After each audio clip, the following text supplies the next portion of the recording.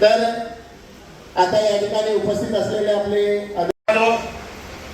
उद्योग मेळावा घेतला त्यावेळेला बऱ्याच लोकांना चांगला फायदा झाला। अशा प्रकारची कामं असो ही सगळी कामं राजाबाईंनी या मतदारसंघामध्ये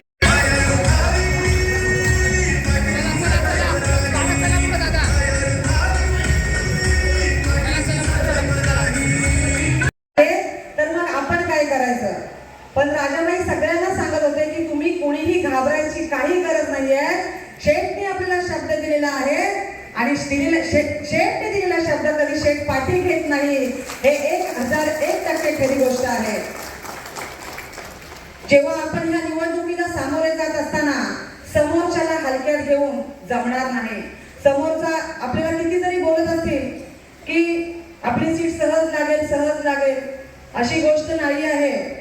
तर सर्व मतदार बंधू भगिनींना आणि माझ्या सर्व पदाधिकाऱ्यांना माझी कळकळीची विनंती आहे की जेव्हा आपण ह्या उमेदवारीचं जेव्हा तारीख डिक्लेअर होईल, प्रचार सुरुवात होईल आणि कार्यक्रमाला जो प्रचार कार्यक्रम असेल तो सुरू होईल, तेव्हा त्या 21 ते 22 दिवसाचा जो कालावधी असेल तेव्हा प्रत्येक कार्यकर्त्यांनी आणि प्रत्येक माझ्या माता बंधू आणि भगिनींनी हा एक विचार करायचा आहे की या वेळेला राजाबाईंच्या स्वरूपातून मला निवडून द्यायचं आहे। कारण जर आता नाही तर कधी, आता नाही तर कधीच नाही, अभी नाही तर कधी नाही अशी ही गोष्ट आहे।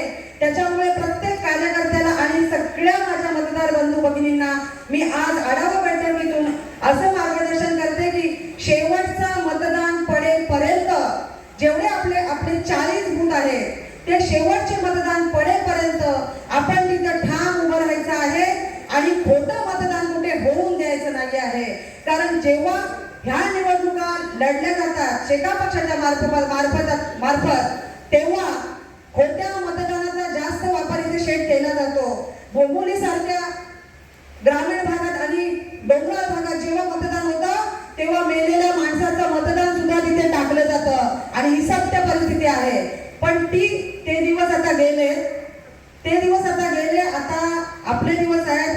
आपल्याला खोटं तर करायचं नाहीये पण खोटं मतदान करून द्यायचं नाहीये। आपली जे मतदान आहे ते आपल्याला पाडून द्यायचं आहे आणि प्रत्येक कार्यकर्त्यांनी जर ठरवलं की मी प्रामाणिकपणे काम करेन आणि रसिकाताईंना निवडून देईल तर आपला विजय नक्कीच आहे। जेव्हा मी या कार्यक्रमाच्या माध्यमातून विविध ठिकाणी उद्घाटनाच्या कार्यक्रमाला गेले तेव्हा मला प्रत्येक मतदाराकडून, प्रत्येक बाईकडून, प्रत्येक व्यक्तीकडून एक कौतुकाची थाप आणि आदराची वागणूक मला मिळाली की तू बाळ पुढे जा, आम्ही तुझ्या पाठीशी आहोत, तू नक्की निवडून येशील। हा जो मला म्हणजे पाठिंबा मिळाला त्याच्या जीवावर मी आज इथे उभी राहण्यास तयार झालेली आहे आणि मला माहिती आहे जनता सुज्ञ आहे आणि ती नक्कीच मला निवडून देईल। त्याच्यानंतर बघायला गेलं तर आपले मुख्यमंत्री जेव्हा एकनाथ शिंदे साहेब जेव्हा आपली लाडकी बहीण सुरू केली, ती योजना सुरू केल्यानंतर कित्येक गरीब माता भगिनींना त्याचा फायदा झालेला आहे आणि जोपर्यंत आपलं सरकार आहे तोपर्यंत ही योजना बंद पडणार नाही आहे। जेव्हा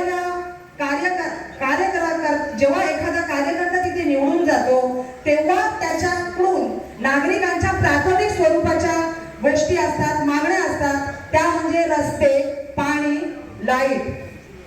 जर 10 वर्ष सत्ता उपभोगून ह्यांना ते देता आलं नाही तर तुम्हाला इथे निवडणूक लढण्याचा अधिकार नाही असं मी ठाम सांगते। कारण आज जेव्हा आपल्याकडे लोक येतात तेव्हा सांगतात की राजाबाई इथे आमचा रस्ता करायचा आहे, इथे आम्हाला पाणी पाहिजे, तेव्हा एका शब्दावर आपल्या हातात पावर नसताना सुद्धा आपल्या आमदार साहेबांच्या पाठिंब्यामुळे आपण एवढी कामं करतोय आणि ती कामं करून त्याच कामांच्या विश्वासावर आपल्या लोकांच्या समोर जायचं आहे आणि लोकांकडे मत मागताना सांगायचं आहे की आम्ही तुमच्याकडे कामांसाठी मत मागतोय, तुमचं काम सांगा ते आम्ही करणार आणि मग आम्हाला मत द्या। जेव्हा कसं होतं, जेव्हा बाकीचे शेका पक्षाचे कार्यकर्ते जेव्हा निवडून येतात तेव्हा काय होतं, निवडून यायचं, गायब व्हायचं, नारळ फोडायचं, काम करायचं नाही। पण राजा केणीचा पॅटर्न तो नाही आहे। पहिला कामाला सुरुवात करायची, काम पूर्ण करायचं आणि मग तिथला नारळ फोडायचा आणि त्याचं उद्घाटन करायचं। त्याच्यामुळे मला काही घाबरायची गरज वाटते असं नाही। जेव्हा आपण निवडणुकीच्या संदर्भात निवडणुकीमध्ये आपण जेव्हा सक्रिय होतो तेव्हा प्रत्येक लोकांची प्राथमिक स्वरूपाची कामे करत असताना आपण जेव्हा आरोग्य शिबिराची गाडी फिरली की नाही, गणपतीमध्ये गणपतीच्या सण चालू असताना आपण प्राथमिक आरोग्याची जी गाडी फिरवली त्याचा बहुतेक सगळ्या माता बंधू भगिनी आणि वयस्कर लोकांनी त्याचा फायदा घेतला आणि त्या गोष्टीचा फायदा मला नक्की होईल असं मला वाटतं. त्याचप्रमाणे माझ्या माध्यमातून सलग 2 वर्ष आपण ट्रिपला गेलो. महिलांच्या माध्यम म्हणजे महिला नेतृत्व किती पाठिंब्याचं असतं बघा. जर एखादी महिला पुढे गेली तर महिलेला नक्कीच ती पुढे घेते आणि आपण 2 वर्ष ट्रिपला गेलो की नाही, मग तिसऱ्यांदा जायचं की नाही.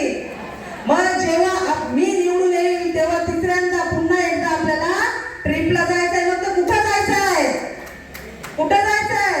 राम मंदिराला जायचंय, आपल्या रामाच्या चरणी जायचंय की नाही? निवडणुकीच्या माध्यमातून जेव्हा आपण जनतेच्या समोर जातो तेव्हा मी जेव्हा निवडून येईन तेव्हा मी नक्कीच चांगल्या प्रकारची कामं करण्याचा प्रयत्न करीन आणि माझ्या प्रत्येक कार्यकर्त्याला आणि माझ्या मतदार संघातील प्रत्येक माणसाला त्याचं काम करण्यासाठी मी बांधील असेल आणि त्याच्या प्रश्नाचं उत्तर देण्यासाठी मी बांधील असेल आणि ते प्रश्न सोडवून कामांच्या स्वरूपात नक्कीच मी त्यांच्या मागण्या पूर्ण करेन. ह्याच्या प्रकारे जेव्हा जिल्हा परिषदच्या मार्फत आपले शिलाई मंत्री मशीन घरघंट्या जेव्हा पुरवल्या जातात तेव्हा त्या फक्त पहिला पक्ष बघूनच पुरवल्या जायच्या. माझ्या पक्षाची असेल तरच द्यायची, पण तसं नाही. मी निवडून गेले तर या मतदारसंघामध्ये अनेक प्रकल्प येत होते. त्या प्रकल्पांना विरोध कोणी केला? त्या प्रकल्पाच्या जमिनी संपादित करण्यासाठी कोणी एजंटगिरी केली? त्या जमिनी संपादन केल्यानंतर त्या प्रकल्पाला कोणी विरोध केला? मग ती पट्टी पॉवर प्लॅन्ट असू द्या, देव कोणीचा प्रकल्प असू द्या, सूर्य रोशनीचा प्रकल्प असू द्या, रुची सोयाचा प्रकल्प असू द्या किंवा स्किल इंडियाचा प्रकल्प असू द्या, नेटको कंपनी कोणी बंद पाडली? ज्या नेटको कंपनीवर सतीश धारप यांनी बेरोजगारीचा प्रश्न सोडवण्यासाठी त्यावेळेला मोर्चा काढला होता. सतीश धारप यांनी तो मोर्चा काढल्यानंतर बेरोजगारीचा प्रश्न कुठेतरी सुटेल असं त्यांना वाटलं होतं. त्या मोर्चामध्ये आज विभागातील सर्व तरुण पिढी सामील झाली होती. मग त्यावेळेला सतीश धारप यांच्यावर हल्ला करणारे कोण होते ते सुद्धा तुम्ही तपासून बघा. तुम्ही या जनतेचे होऊ शकत नाही. तुम्ही फक्त स्वतःच्या फायद्यासाठी फक्त या जनतेला तुम्ही वेठीस दिलेला आहात. म्हणून या विभागातील जनता शून्य आहे.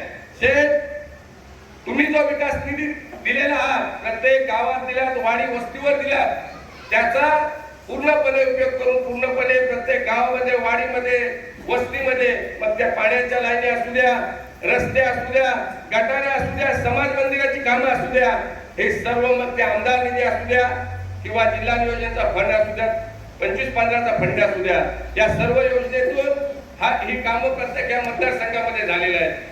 आदरणीय महाराष्ट्राचे उपमुख्यमंत्री, पक्षाचे मुख्य नेते एकनाथजी शिंदे साहेबांच्या नेतृत्वाखाली या तालुक्याचा विकास, या खारेपाटाचा विकास होत आहे. महिला भगिनींसाठी लाडकी बहीण अशी योजना चांगल्या प्रकारे राबवलेली आहे. त्याचा फायदा महिला भगिनींना होत आहे. या येणाऱ्या काळामध्ये शिवसेना, भारतीय जनता पार्टीचा जो केंद्रामध्ये सरकार आहे, राज्यामध्ये उपमुख्यमंत्री एकनाथजी शिंदे साहेब आहेत, ते या माझ्या महिला बचत गटाच्या भगिनी आहेत, यांच्यासाठी मंत्री ज्या काही योजना असतील त्या योजना कशा मिळतील यासाठी आपण सर्वांनी प्रयत्न करूया आणि तुम्ही ते करणारच आहे. आज या इथल्या लोकांची अशी अवस्था झालेली आहे, आणल्याच्या घरात पाहिजे मला अशी यांची अवस्था झालेली आहे. त्यामुळे बाकी काही सांगण्याची काही गरज नाही. त्यामुळे येणाऱ्या निवडणुकीमध्ये आपण सर्वांनी संघटित होऊन या जिल्हा परिषद मतदारसंघातून शिवसेनेचा भगवा झेंडा कसा फडकेल यासाठी सर्वांनी आपण प्रामाणिक प्रयत्न करूया आणि शिवसेनेचा जिल्हा परिषद झेंडा फडकवून आपण विजयात सामील होऊया. एवढे बोलून मी थांबतो. जय हिंद, जय महाराष्ट्र. परिषद मतदारसंघाच्या आढावा बैठकीसाठी ज्यांचा आता मार्गदर्शन आपण ऐकलं ते शिवसेनेचे नेते आदरणीय दिलीप भोईर. खरं तर अनेक दिवस अनेकांच्या मनात अनेक शंका होत्या की नव्याने झालेल्या या आंबेपूर मतदारसंघामध्ये म्हणजे जुना कोडूस मतदारसंघामध्ये युती होणार, महायुती होणार की आपण एकला चलोची भूमिका जाणार. पण एकंदर आत्ताचं महाराष्ट्राचं राजकारण बघितलं, हे महानगरपालिकेच्या निवडणुकीमध्ये चित्र उभं राहिलंय ते सर्वसामान्य लोकांना विचार करण्यासाठी निश्चित आहे. आणि त्याच्या अगोदर झालेल्या नगरपालिका नगरपंचायत निवडणुकीमध्ये ज्या पद्धतीने आघाडी युती, मग आघाडीतले काही पक्ष युतीमध्ये, युतीतले काही आघाडीमध्ये, असं जे काही सगळं चित्र महाराष्ट्रासमोर उभं राहिलं आणि त्याच्यामुळे जे सत्य आहे ते खऱ्या अर्थाने या जिल्ह्यामध्ये चर्चा व्हायला पाहिजे होती. पण खरं तर या रायगड जिल्ह्यामध्ये आंधळे, बहिरे आणि मुक्यांचं सगळं एकंदर समीकरण दिसतंय. त्याच्यामुळे मला असं वाटतं की या सगळ्या पलीकडे जाऊन या मतदारसंघावरती शिवसेनेची ताकद 100% आहे. आज छोटमशेर आल्यामुळे ती दुप्पट वाढली आहे. तर मगाशी सांगितलं 33,500 मतं छोटमशेरला विधानसभेला आपल्या विरोधात जनतेने